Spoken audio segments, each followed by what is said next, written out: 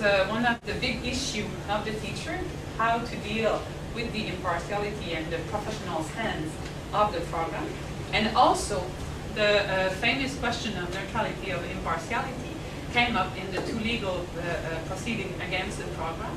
So the Loyola case and also the parents of Drummondville case that were against this type of RE teaching. So my aim in this research is really to see how it's working and how does the teacher deal with this professional stance. What are their issues, problems, or redefinition sometimes of the professional stance. So just to summarize, that in the program there's 3 competencies. So first, reflect on ethical questions. Second, demonstrate an understanding of phenomenon of religion. And third, engage in dialogue. You need to know that engage in dialogue is included now for the evaluation and the subject in the two first competency.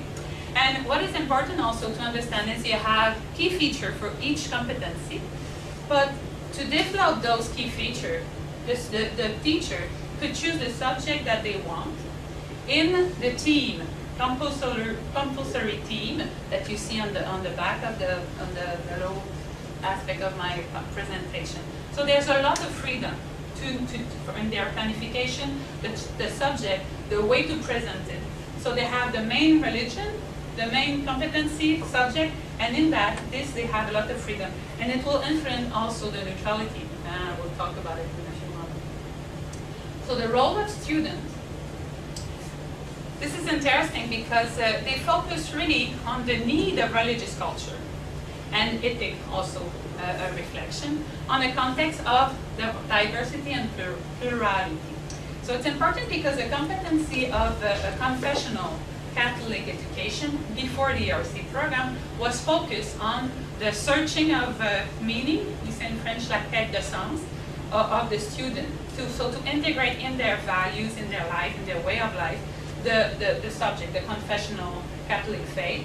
But now, the student, the teacher should not put emphasis on their searching of meaning, but on the knowledge, really the culture to develop in a plurality context. So the role of the teacher now, I divided in 3 main aspects. They should accompany and guide their student in the development of the 3 competencies. So they must continually endeavor, sorry for my accent, to develop their general and pedagogical knowledge. The second aspect is really important. They should be a cultural mediator. So they need to bridge between the past, the present, and the future in the cultural way, especially with the regard to Quebec culture. And this, they even focus on the competency of religious culture. They say, first of all, you need to present Christianity, and second, Native people spirituality, and then after they put a hierarchy of the religion, not the faith aspect, but the knowledge that they should bring to develop, especially the Quebec culture. The third aspect is to maintain a critical distance. So this is where the neutrality or the impartiality thing. So regarding to their own point of view, they should especially not present them in the classroom to develop respect to their conviction, value, and belief of the student. So this aspect is developed only in ERC program. And it's developed with a lot of aspects that I'm going to present to you. But it's important to say that all the other subjects, there's no mention about critical distance, impartiality, or neutrality in mathematics, of course, but in history, human science, arts, French. So it's really focused on the ERC. So I'm going to summarize the professional stance, and in the same time, I'm going to present you my first data result. So the first sentence of the professional stance that specify the critical distance that the teacher should develop. Teachers show professional judgment imbued with objectivity and impartiality in order to foster student reflection on ethical questions and understanding of the phenomenon of religion. So they say, to develop the competency, you need to be impartial and objective. Really important.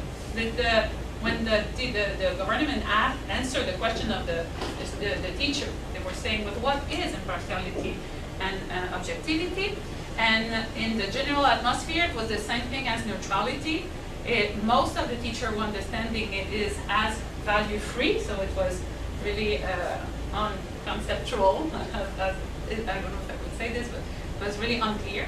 So the government specified, this is on the private answers, neutrality. So ERC program is not a neutral program because he have his aims, the aim of the program, that is recognition of others and pursuit of common good. And then, if the program is not neutral, I'm going to do a freely translation of those sentences. They say, without any personal position, the teacher should develop to be, this is really important, to be impartial and objective in the relation to their student. So this is really, in a certain way, a little bit different than judgment of impartiality, even if judgment is also in the relation to student. And to answer to the aim of the program, he cannot stay neutral when students say, talks or gesture against the dignity of the person and compromise the common good. So on this aspect, I'm going to show you a little bit my result. So I code two types of relation to students in the interview I had with the teacher. One who came often was to l'être in French. So I translated in being of the student. So they say, I want to develop the être, so the inner life, the searching for meaning, the personal progress, personal and human growth, personal development, personal training. So there's a lot of definition for the être, and it's always come back in all the interview. And also the code I did as knowledge, so that the teacher, in the relation to their student, want to develop the content, the fact, the essential knowledge, and the competency. So if we follow really exactly what the aim of the program, the teacher should develop most knowledge than relation, because now it's a non-confessional, you don't need to bring values, you should only focus on the knowledge of the student. But my result is exactly the opposite. So more than 80% of the result of the teacher are focused on being in the relation, to develop the being of the student, and less than 20%, or I would say 20% of the result is focused really on knowledge. So this is really interesting, and what is also interesting in this aspect that surprised me is that I have interviewed a teacher who just finished a training in University of Montreal to become an ERC teacher, so he doesn't have the background of the confessional training. And he's the one who, the teacher I interviewed, who focused most on the spiritual development. He called it spiritual development. It's related to the presentation of Solange. But the non-confessional spiritual development, I'm going to talk about it, so it's not dangerous for indoctrination. So it's really surprised me because I was expecting more of this from the old confessional teacher, but that's not, for now, what have you. So most of them, they say, they justify their attitude to develop the being of the teacher because ERC is what you see in the black, développement de la personne. So being development or personal development in the program of Quebec. So it's not with human science, with geography or history. It still continues to be in human development, and it's on the same aspect as physical education. So they say it's a human development program, so I need to develop the human being of the teacher. So this is one justification of their attitude. Second aspect, to intervene with the aim of the program. So teacher intervene and emphasizes the aim of the program in the event that an opinion that is expressed in class attack the person, dignity, or that action that are suggest compromise the common good. So they need to intervene, so they should not stay completely neutral or impartial in this aspect. And we need to remember the two aspects, recognition of others and pursuit of common good. So I'm going to present the two of them, and also what kind of answer that they gave, that the government gave to the teacher. The teacher asked them, should I accept everything in the classroom? The government say no. You should remain the aim and refocus the speech when it's not in the continuity of the aim of the program. So I asked, and also the teacher asked, okay, I need to, as you see on the second, the pursuit of the common good, I put it, to develop common values and respect for democratic principle and idea of specific to Quebec society. All the teachers were asking, so what are the values of Quebec? So someone follow the politics now in Quebec. There's still a big question, but what is really important and really interesting is that at that time, for privacy, only for the teacher, they gave a list of value of Quebec. So values coming from the Charter, the law, and the Quebec Institution, society of right, gender equity, dignity of everybody, common good, living together. Also values that come from the role of student and role of the teacher. So you see how much it's important. You have a list: respect, critical sense, listening, openness, etc. And the value taken in the condition that foster dialogue. So openness, respect, attentive to listening to others. But even with those values list, there's a confusion in the reflection of the student. So I asked, do you ban or do you valorize something in the class?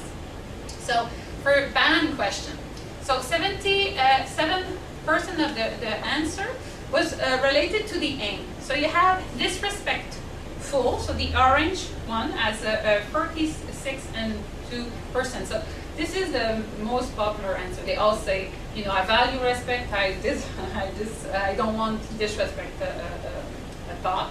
So they talk about swear because it's really important. Resentful subject, personal attack. So they explain what they mean by irrespectful.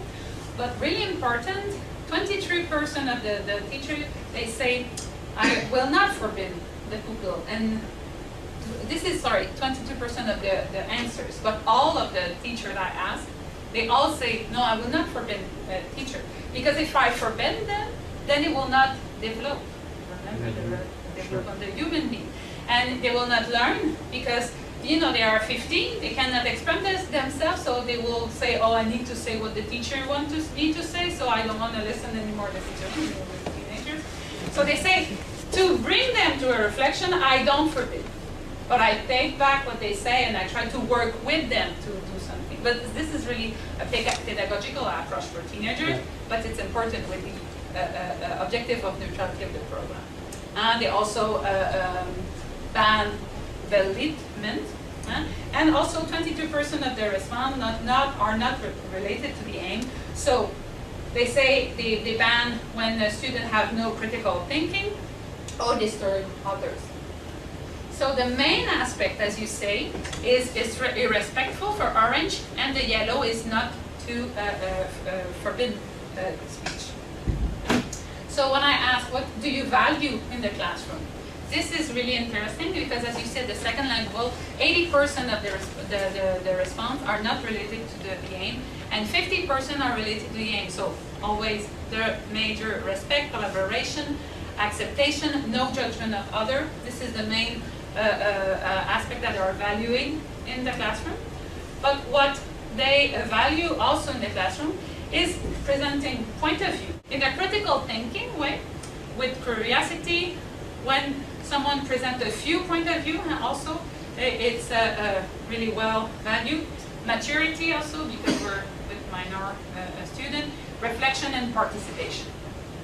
So as we see, it's mainly respect. It's like the main aspect is respect, but there is some problem for the teachers. All of them, they say, oh yeah, I don't know if I need to intervene. Because when they say, yeah, sometimes I ban, but they are not really clear, I need to have more precise information.